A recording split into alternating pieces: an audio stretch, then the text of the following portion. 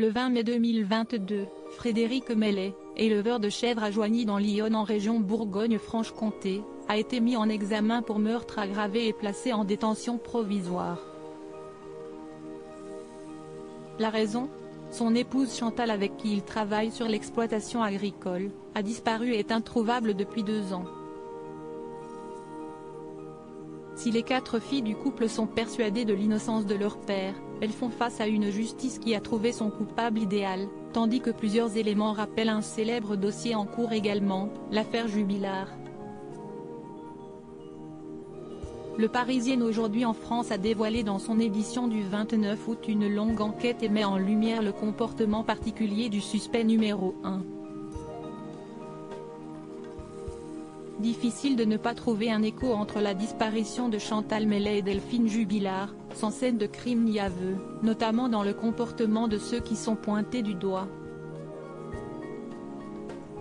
Comme Cédric Jubilard qui n'a pas manqué de provoquer les autorités et même les juges d'instruction, Frédéric Mellet ne ménage pas son langage face aux gendarmes. Quand ceux-ci l'interrogent avec insistance, il lance tout simplement « Vous croyez que 22 mois après je me souviens de ce que je faisais ou si j'étais aux chiottes ?» balance crûment le père de famille de 54 ans.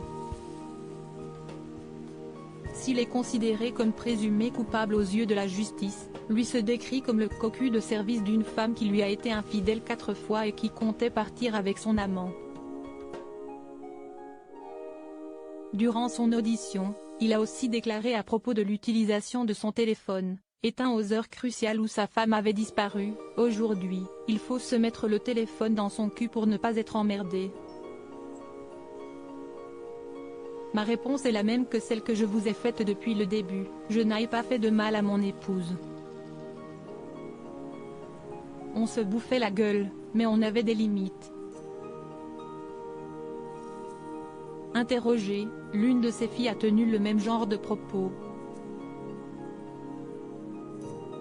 Ses parents ont déjà pu s'insulter comme l'a révélé la dernière fille du couple âgée de 19 ans lors de son interrogatoire, ils s'insultaient parfois. Mon père a traité ma mère de salope, ma mère l'a traité de connard. Elle a précisé qu'il pouvait aussi arriver à Frédéric Mellet de se montrer brutal envers ma sœur et ma mère. Ce que l'intéressé réfute, je n'ai jamais été violent avec mon épouse, s'est défendu le mari trompé face aux enquêteurs. Quand elle exerçait des violences contre moi, je la repoussais. J'avais 4 fois le motif valable pour divorcer pour adultère, mais je ne l'ai jamais fait. Cela s'appelle de l'amour. La justice doit continuer d'enquêter pour déterminer la teneur réelle de ses relations avec son épouse disparue.